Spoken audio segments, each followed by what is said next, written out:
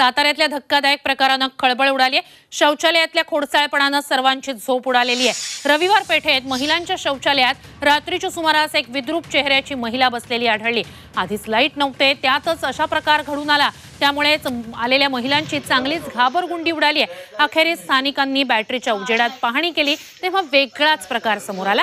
कुणीतरी खोडसाळपणे कपड्याच्या दुकानातला पुतळा इथे शौचालयात आणून बसवला होता आणि या पुतळ्याच्या चेहऱ्यावर चादर पांघरलेली होती। मात्र या खोडसाळपणामुळे स्थानिक महिलांना प्रचंड मानसिक त्रास सहन करावा लागलाय। तेव्हा खोडसाळपणा करणाऱ्यांवर कारवाईची मागणी आता महिलांनी केली।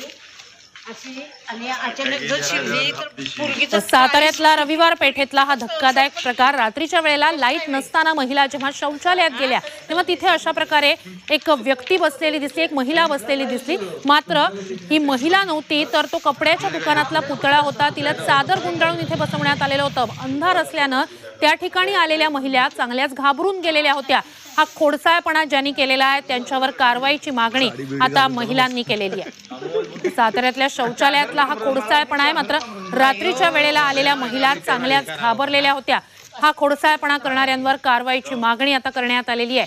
साताऱ्यातला रविवार पेठेतला हा प्रकार आहे। शौचालयात रात्रीच्या वेळेला लाईट नव्हते तेव्हा महिला तिथे गेल्या असता हा अशा प्रकारे तिथे एक महिला बसलेली दिसली।